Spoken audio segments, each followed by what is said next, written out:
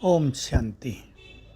प्रभु मिलन का दिन हम सभी को बाबा की विशेष एनर्जी देने वाला, हम सभी को उसके वरदानों से भरपूर करने वाला, उसकी उपस्थिति का आभास कराने वाला होता है।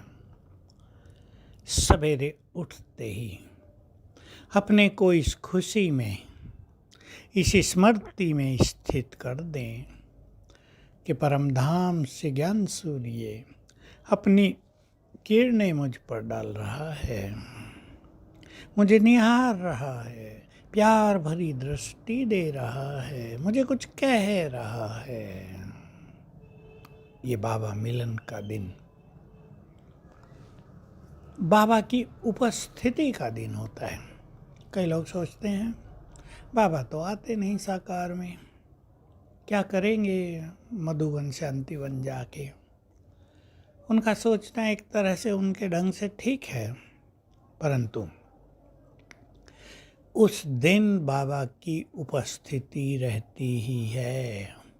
और उस दिन जो यहाँ पर आते हैं उन्हें विशेष एनर्जी भी उनसे मिलती है। जिन्होंने कमज़ोर संकल्प कर लिया कि वहाँ भी टीवी पे देखना, यहीं देख लेंगे, वो उस विशेष एनर्जी से वंचित रह जाते हैं। इस बात का सभी को ध्यान रखना है। बाबा के दिन सुंदर स्थिति बनाएंगे। हो सके तो थोड़ा मौन का अभ्यास कर लें, जितना संभव हो।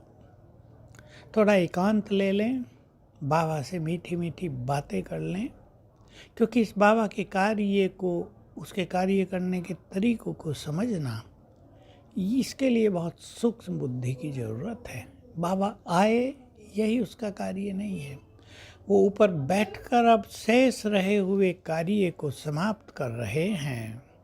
इसलिए किसी भी तरह के संशय की कोई गुंजाइश नहीं है। तो जो आएँ उनका स्वागत है, जो ना आए वहीं पर बाबा का आह्वान करते रहें। और यहाँ भी आएँ तो बाबा का आह्वान करते रहें और फील करें कि हमारे बुलाते ही बाबा आ गया। ये उसका आना ये नहीं है कि कोई कहे मेरे तन में आ गया, इसके तन में आ गया।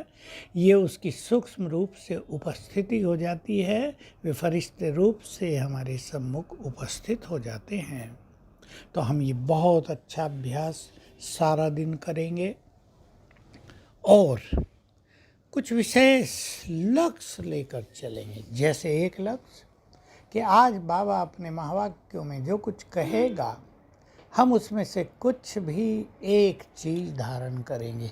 चाहे वो धारणा की बात हो, चाहे वो सुंदर अभ्यास की बात हो, हमें इस चीज़ पे थोड़ा अटेंशन देना है।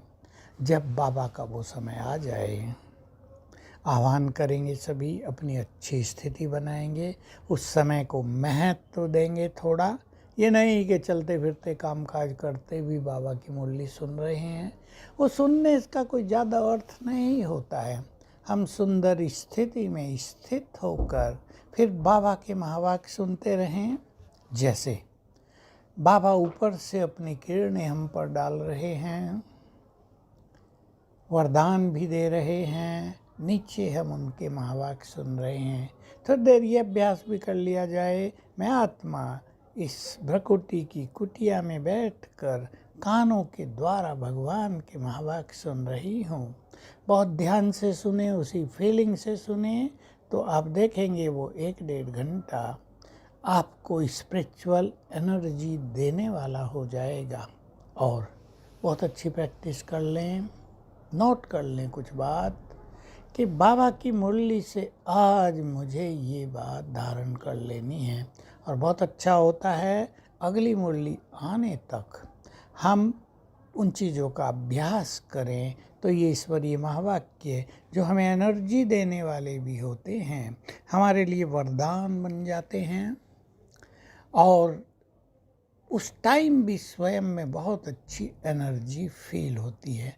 हमारे पास बहुत सारे लोग होते हैं जो उस दिन बाबा का सुंदर अनुभव करते हैं, और सभी का एक मत से एक ही अनुभव होता है कि ऐसा लगा ही नहीं कि टीवी पर मुरली सुन रहे थे, ऐसा लगा बाबा हमारे सम्मुख बैठे थे। तो आज का दिन आपके लिए बहुत शुभ हो, कल्याणकारी हो, आपको नए अनुभूतियों की ओर ले चलने वाला हो, यही सभी के प्रति शुभ भावना है।